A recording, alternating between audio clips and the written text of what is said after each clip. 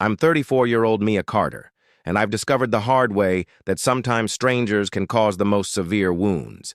They originate from those who are meant to love you the most. Daniel Carter, my father, was the type of man who, for 42 years, he based his identity on pride, discipline, and tradition. Worked in the same aerospace engineering company, progressing from draftsman to chief executive officer. His two boys, my brother, and the company were his legacy, and I was just present on that particular day. I practiced a speech I wasn't even sure I wanted to give in front of my bathroom mirror before his retirement celebration. Say a few kind words and make a toast, perhaps something safe and neutral, because I had spent the most of my life attempting to keep him from having any more reasons to be dissatisfied by the reflection behind me. Wrapped in navy blue paper and tied with a silver ribbon, the gift box rested on the dresser. Subtle elegance. There was a modest but significant item within that at least had once. While I performed my lines, I couldn't get rid of the uneasy feeling that no of what I said wouldn't matter because it never worked before, regardless of what I did. I'll go one step further and ask you in the comments if you've ever been passed over by someone who should recognize your value. Please click the like button and subscribe. This story may sound familiar. Perhaps it will change your perspective as well. The Carter house was a lovely place to grow up in Austin, Texas, suffocating and conventional. My brothers Matthew and Josh were not destitute, yet affection was rationed as if it cost more. Were traditional American boys who played football, were scouts for the military, and they could do no wrong, and their father loved them. Then there was me, quiet. I would smuggle science periodicals into my room because I was inquisitive and fascinated by stars and space. When I was 11 years old, I constructed a model rocket out of junk, just like some girls do with smuggled fashion catalogs. My father inquired whether I had stolen the sections I learnt, and my mother clapped. He didn't have to say it aloud in the beginning that I didn't fit his mold. He used it to introduce my brothers at dinner gatherings. Matt was recently promoted to our advanced testing team, is currently led by the captain and Josh. He would then give me a kind smile and remark, and that's as if it were a weakness. Mia's creativity. I worked 2 jobs to pay for my aeronautical engineering degree at the University of Michigan, where I graduated with honors. No one from my family attended the ceremony, so what scholarships didn't congrats. I didn't realize it was today until I sent a quick SMS. Even yet, I applied for the position, and nobody anticipated that I would be hired as a systems analyst. And I worked double shifts at Caltech's Jet Propulsion Lab, submitted patents, and co-authored publications. By the age of 29, I was in charge of a division team. I was the organization's youngest female engineering director at age 31. Yet at every dad toasted the boys throughout the family holiday by raising his glass, so when I received the invitation to his retirement gala, a black tie event at the Hilton featuring a presentation outlining his career path, remarks, and awards didn't quite go as planned, but something inside of me had to be there, not for him, but for me that week. Returned to Austin by plane, stayed at a hotel in the city center, and attempted to practice a neutral routine that wouldn't make things got worse than they would have been if I hadn't told anyone. Despite my therapist's advice, I continued to harbor the foolish notion that perhaps this might be the evening he would at last say something unique and genuine instead of I would give him the wrapped box at the end of the night and go for good. However, not quite yet, as the rehearsal was still only that. Rehearsal. I still foolishly thought that perhaps if I uttered I could redo the story with the correct words, the appropriate clothes, and the perfect grin. What was damaged? But I was unsure of what he would say in his speech at the time, and I didn't understand how painful it would be, or how liberating it would be to eventually bleed and leave with dignity. I got to 20 minutes early to the Hilton, not because I wanted to, but because anxiety the valet reached for my keys, and I hesitated, forcing me to overcompensate. The black Tesla wasn't ostentatious by Los Angeles standards, but it shouted, "Tech girl trying too hard" to my family. So I gave them the keys. over and entered the ballroom, which was already half full. Round tables with tall floral centerpieces were covered on white linen, sufficient to silence diners as they move like shadows. A slideshow of my behind the podium, his father's career looped. His younger visage filled the enormous screen in front of the rocket, generals giving honors to others in uniforms similar. To his while, prototypes shook hands. The montage only featured him in grayscale, with no family portraits, childhood birthdays, or Christmas mornings. I stood close to the entryway, striking strong poses as though emotion would have tainted the legacy. Looking around for individuals I knew, my mother glanced at me from the other side of the room and made a small, discreet gesture like someone, evading notice. She always managed to quietly assist me from the corners. A voice behind me said, "Look who finally made it." Matthew had flawless teeth and a tailored suit that made him look like a politician in training. Josh, who had a false tan, came up behind me and nodded briefly as he adjusted his Mia. Matthew pulled me into a business-like embrace and murmured, "Ty."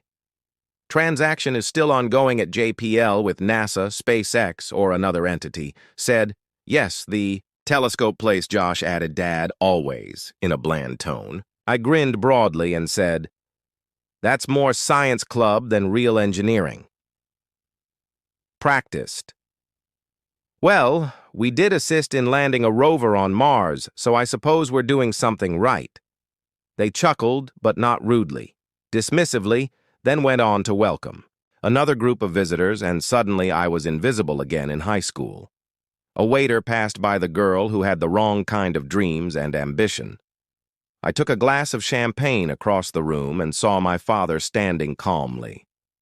Wearing a deep navy suit, he was surrounded by business leaders and old co-workers.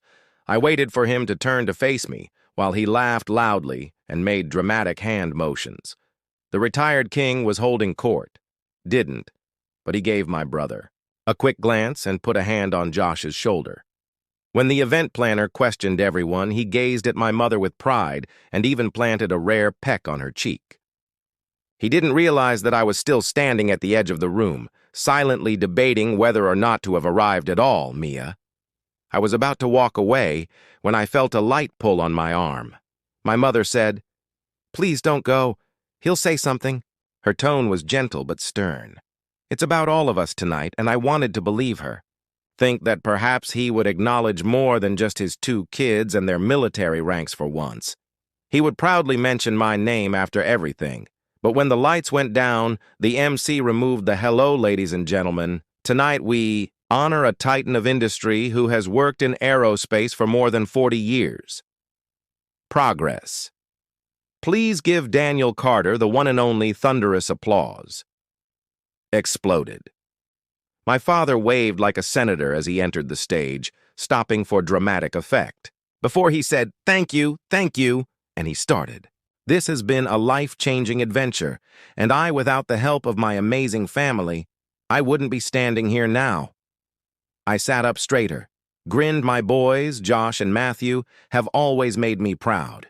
Both decided to act as lead builders, and all I accomplished, we are grateful to them for their honorable and powerful representation of the Carter name. People clapped and stood, and then his voice became almost quiet. Sentimental.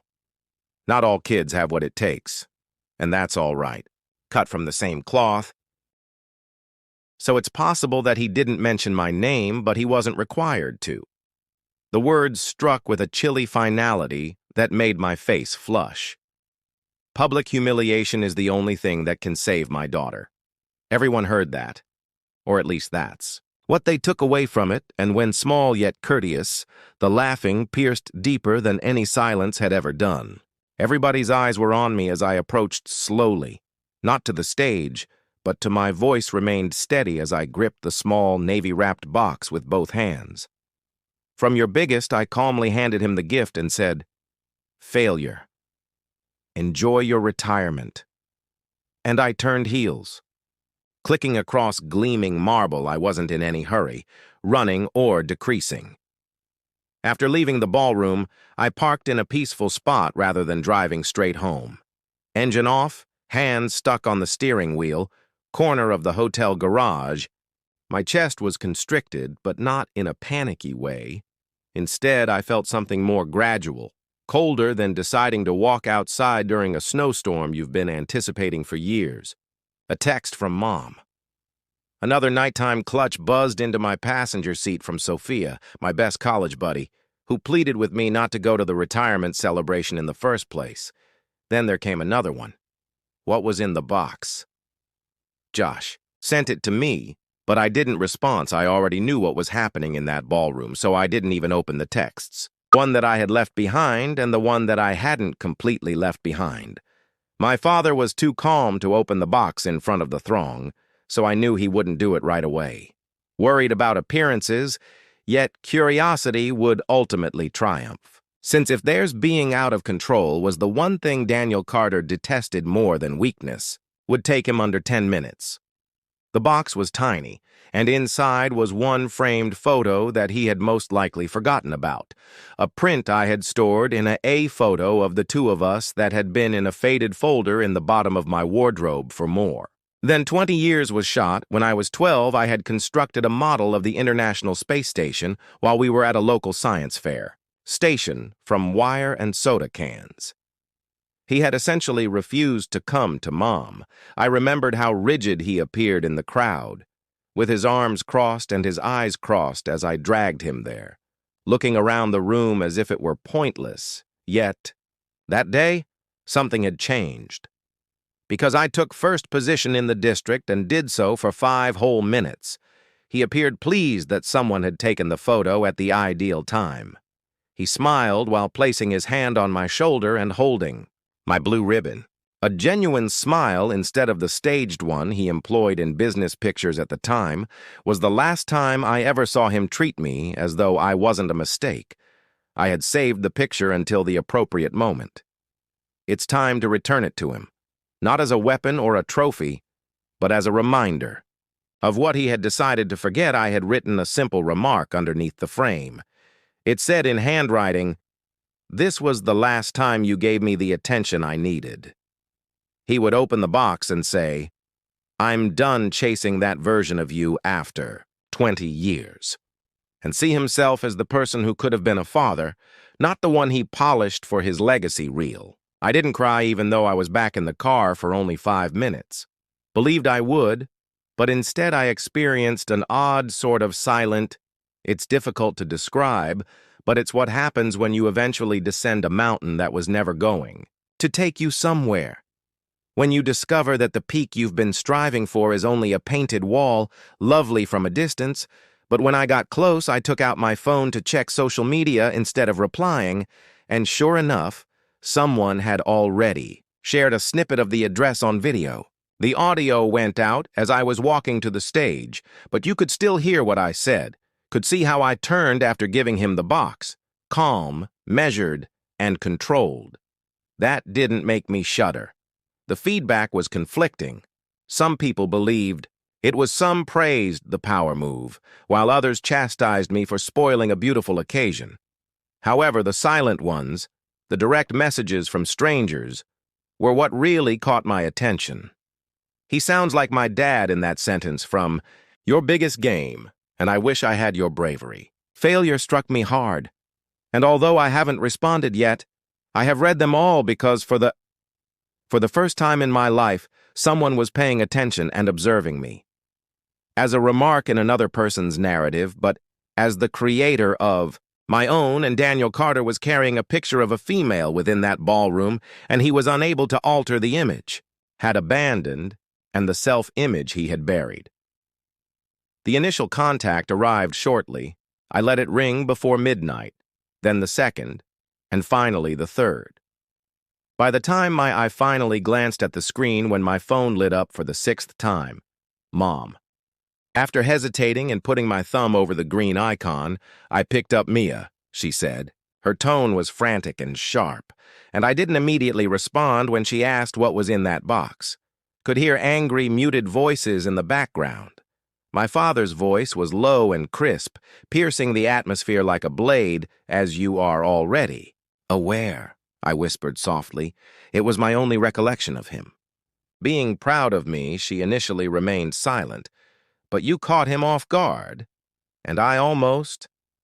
After a long period of silence, she finally said, "He's been deceiving me for 30 years, muttered. He just doesn't know how to show that he didn't mean to hurt you, Mia. He was brought up to think that feelings are a sign of weakness, so I wasn't requesting tears.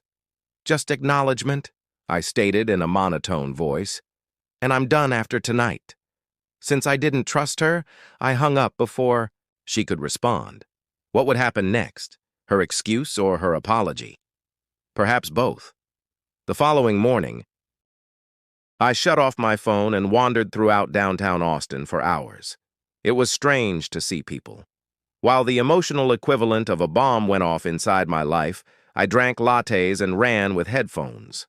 By noon, I skipped the messages from Matthew and Josh because I already had 38 unread messages. Defend Dad, accuse me of spoiling the night, and I knew what they would say, being chilly, theatrical, and self-centered. But one of Dad's messages stood up. "We need to chat." I looked at it for a while. Those 5 syllables, which felt like a call, contained neither anger nor apology. Later that night, I discovered that I was going towards my boyhood home, not out of duty, but perhaps for a more elusive sense of closure or interest. The house had the same red brick appearance, the yard was flawless, and the porch light always remained as if nothing had changed. Even after I had used the old key to gain entry, I discovered him sitting by himself in the den, where it smelt of lemon polish and reminiscence. When I walked in, he didn't glance up from his armchair with the picture frame.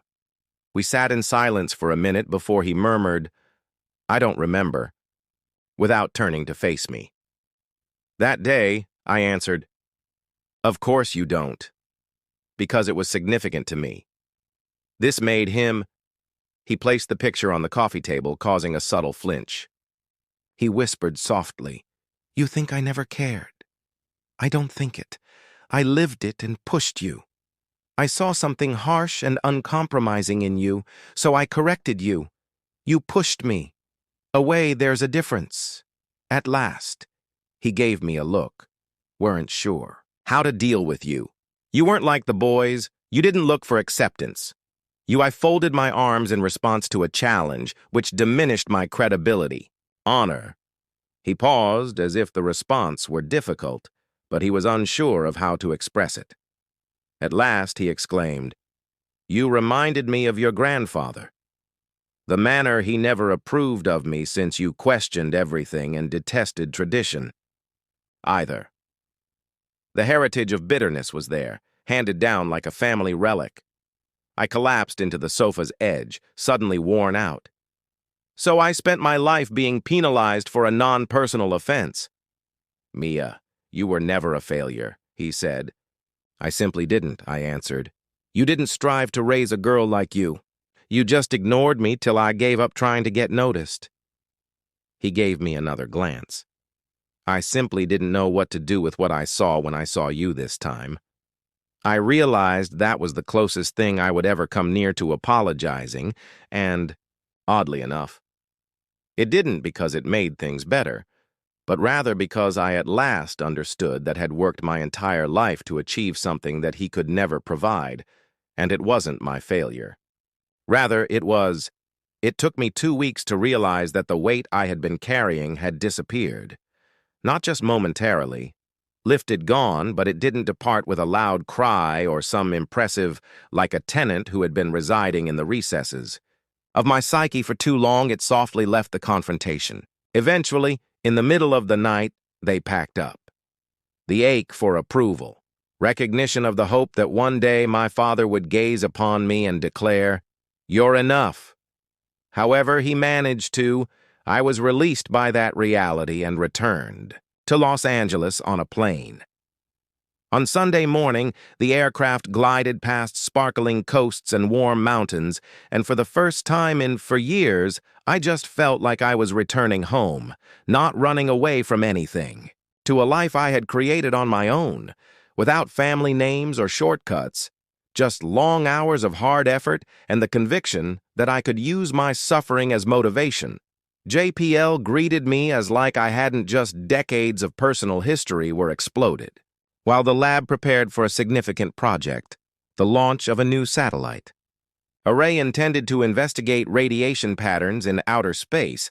I was in charge of the risk and systems analysis, and despite the hard labor, it felt reassuring. My division leader dropped by my office in the afternoon, around 10 days after I returned. "You're still ready for the keynote?" She inquired at the STEM summit next month, and I blinked. She nodded. "You're the first. In 10 years, a female JPL lead will be invited, and considering your history, the younger generation may find your tale very inspiring." I understood what she meant by "your background," women in the crowd. She wasn't referring to the arithmetic, or she was referring to the science that I had to traverse male-dominated fields because I hadn't come from the typical locations. I mentioned that I had excelled in areas without a support system, not because of my family. Indeed, I opened my laptop that evening while sitting on my apartment balcony with a view of the city lights. The first. The speech's final statement came out of nowhere. Sometimes the best fuel for a rocket isn't fire, but rejection.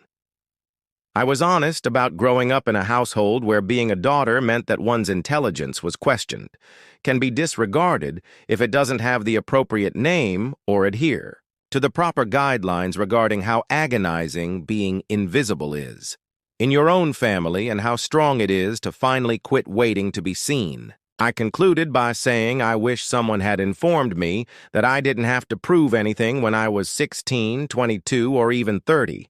Some legacies are worth breaking, and maybe the most revolutionary thing is to show oneself to those who don't want to see you. You can go in clarity rather than rage. The speech's video would go viral later, but that wasn't the purpose. Rather, I meant every word I spoke. Not after the party or the consequences, the brothers didn't get in touch. And that was okay. I had given up on pursuing those who viewed me as nothing more than a challenge to be solved. We had a few cautious, quiet chats like tiptoeing on ice when my mom called, but gradually "I should have done more," she added as her voice started to thaw, assumed responsibility. "I understand," I said. "But I also know you loved me, even if you couldn't constantly display it in front of him." The most surprising thing happened when a little envelope arrived in the mail with no return. There was a picture inside that was identical to the one I had given my father. I didn't forget today. I just wrote a note on the back in the crisp. Measured block letters I knew were his. Tried to because I loved that version of you so much that it scared me. You earned it. More than I provided. I apologize. No warm ending, simply that after looking at the message for a while, I folded it and put it in the drawer that held all of the dismal birthday cards he had ever given me. The drawer was now filled with perspective rather than grief, since occasionally, the apologies don't always come as planned, and occasionally they don't arrive until you've outlived your need for them. The appearance of healing is not tidy or dramatic, but it is genuine and it's sufficient. So if you're viewing this and have ever felt like the odd one out, the failure, or the invisible one, to be deserving of someone's affection, you don't need to earn it. Walk tall, walk forward, and if you must leave, it's odd how rarely endings feel. Like endings, you expect them to be loud and conclusive when they really occur. Cinematic.